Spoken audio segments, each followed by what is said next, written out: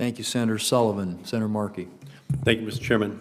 Mr. Prokosky, recent reports have revealed concerning details about your agency's previously undisclosed Quiet Skies program.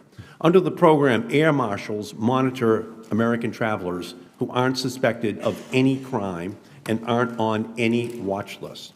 Mr. Prokosky, I want to learn more about what exactly the TSA is monitoring. Does the TSA monitor whether Americans go to the bathroom during flights? Sir, the Quiet Skies program is not a new program. It's been in existence since about 2011. Does the TSA monitor whether Americans go to the bathroom during flights? Sir, we place federal air marshals on flights where some Quiet Skies selectees may be passengers. So yes or no, do you monitor? And part of their presence to mitigate the risk of a Quiet Skies passenger? Yes or no? Yes. Yes. Does the TSA monitor what Americans eat or drink on a flight? We don't monitor. I would not use the term monitor. We observe. This is a law enforcement mission. So the answer is yes.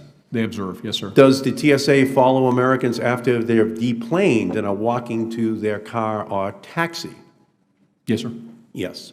So again, the American public does deserve to know the extent to which they are being surveilled. Again, we are talking about Americans who aren't on any watch list and aren't suspected of any crimes.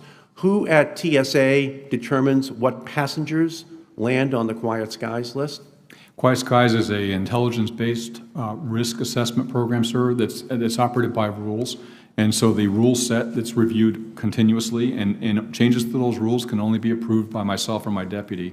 Okay, once you gather information about flying Americans, where is the data stored and who has access to that information? The data is stored in our intelligence officer, and our intelligence professionals have access to that information. It's limited to them. Right. What do you do with the information about innocent Americans? Do you delete it immediately?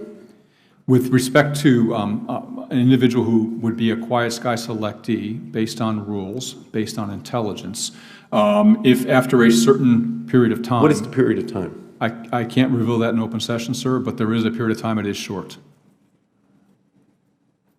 Well, if they haven't done anything wrong, why is it not immediately? We, by our rules, want to see a certain number of encounters before they're removed from that program. Even if you've already determined that they're innocent? We would not have made that determination. Once you've determined that they're innocent, then do you then delete it immediately? So once we determine, I wouldn't use the term innocent either. Once we determine that they don't present a risk, an additional risk to security, then they are removed from the Quiet Skies program. Those records are retained for 2 years. 2 years? Sir. Even though they're innocent Americans, they haven't. You don't have any reason to have. Sorry, I wouldn't say that. I would say that it's a rules-based program that assesses risk. People that are selected for Quiet Skies based on patterns of travel, in our view, informed by intelligence, represent more risk than other passengers do. Right, but having surveilled them and not having any evidence which has been developed, it just seems to me that they do have a right to the presumption of innocence. I'm also concerned that the Quiet Skies program may not pass constitutional muster. Mr. Prokosky, does TSA take into account characteristics like a traveler's name when determining who to monitor?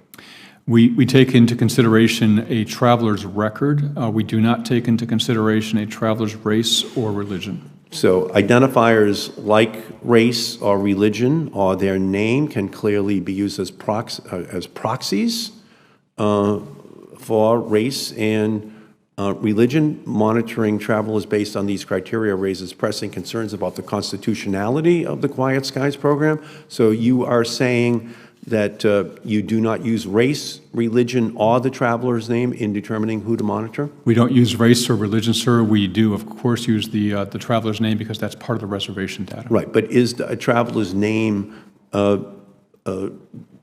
used to create a suspect category just because of the traveler's name, not with any with no other information gathered about him or her, with the exception of the name? No, sir. It wouldn't be the name all by itself. It would be the name and other criteria. All right, the American public also deserves to know whether other agencies besides TSA are involved here. Does the White House or Department of Justice have any involvement with this program? This program is part of a privacy impact assessment that's been published on the DHS website for years, and we do use the travel vetting system that Customs and Border Protection employs. So does the White House or Department of Justice have any involvement in this program? Involvement meaning what, sir? Are they Awareness participating? Yeah, are they participating in this program? The White House, is, to my view, is not participating in the Okay, program. and the Department of Justice, do they have any involvement with the program, the Department of Justice? This is a law enforcement program. Department of Justice may in certain circumstances, but it wouldn't be based just on Quiet Skies. Air marshals have recently come forward and voiced doubts about the Quiet Skies program, which they say saps their ability to do more vital law enforcement work. Approximately how many people has TSA monitored so far under the program? So I don't have those numbers right in front of me. I'd be happy to provide them to you for the record because we do record those numbers. Could you give me a range? I would say in Quiet Skies with the air marshal involvement, it's in the thousands of passengers. Okay, of those, how many were American citizens? I don't have that information off the top of my head. How many individuals surveilled under the Quiet Skies program have been arrested or prosecuted? I don't believe anybody has been arrested or prosecuted. However, people that are in the Quiet Skies program have eventually been determined to be part of a larger selectee pool based on what the Quiet Skies program. I appreciate that, but no one's been arrested or prosecuted yet. And how many threats has the program foiled thus far?